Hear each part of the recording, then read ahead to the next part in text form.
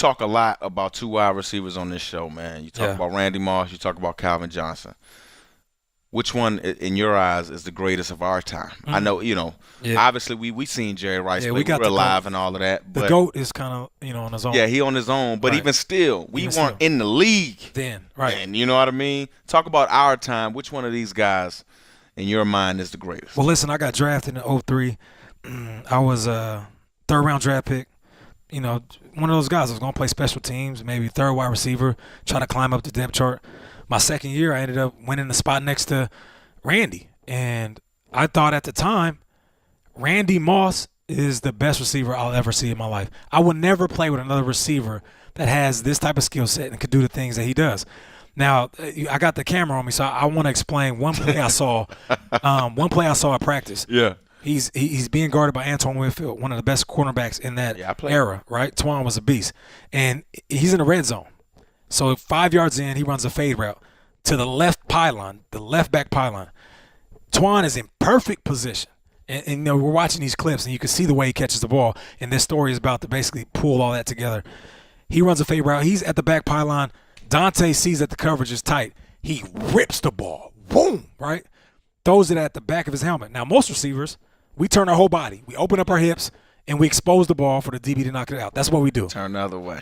He didn't even turn the other way, which would have been amazing. If he would have did like this, if he would have did like this and caught it, that would have been amazing, right? Because, the type of player that is. So anyways, he looks at the ball. The ball's humming. He tracks it and catches it over his shoulder. It's the things that we see in commercials where we know CGI is involved. That's what he did on the field. And it was almost like watching an N1 mixtape and somebody doing a crazy dunk. Like, nobody really understood what we just saw. It was like, what is going on? What just happened? And then I remember Mike Tice, like, that's why he's the best receiver in the game. And it put it all together for me. So I say all that to say when I got to Detroit. Well, let's tee this up, Nick. Let's tee this up, Nick, because you got in trouble, right? Yeah. You got in trouble because this happened. What year do you think this was? I'm going to play the soundbite, but tee it up for the people. You're talking about my statement. Get him, TD. Let's do it right here. See, all I got to say is you the best in the business. Yeah, right. I've been trying to keep quiet, stay political about this, but when it comes to you and Moss, you got it, bro. Oh, Nate. Yeah, it's facts. Like, listen, I just told you how I looked at Moss. And you're saying Calvin's bigger than that. Listen, Moss is a wide receiver god. He is, for me, he's on the Mount Rushmore. Okay, I get that. Okay, talk about Calvin. Let me tell you why, though. I'm gonna give you some attributes, and I'm gonna tell you how they're even. Come on, man. Listen, come on, let me hear it. Speed, I'm gonna give the edge to Moss. Route running, I'm gonna give it to Calvin because Calvin found his way in the slot and was able to do everything that Julian Edelman can do, and then he can run routes like a big receiver. You know what I'm saying? Like Andre Johnson. When you talk about catching the ball, they both got great hands. We've seen them both do amazing stuff in these clips. You hear this, man? Listen to what I'm saying. Look at the catches we're seeing. Now, listen. Hold up. Hey, people. Nate, answer the question, man. I'm getting there. Listen, we talked about this before. So now, listen. We call this filibustering. No, listen. The race, I'm telling you how I broke it down in my head. Okay. The race is even so far, right? Route running, catching, being able to go deep, highlights. They're all the same, right? For me. They're pretty much even. You can give one guy edge. I don't care how you want to play it.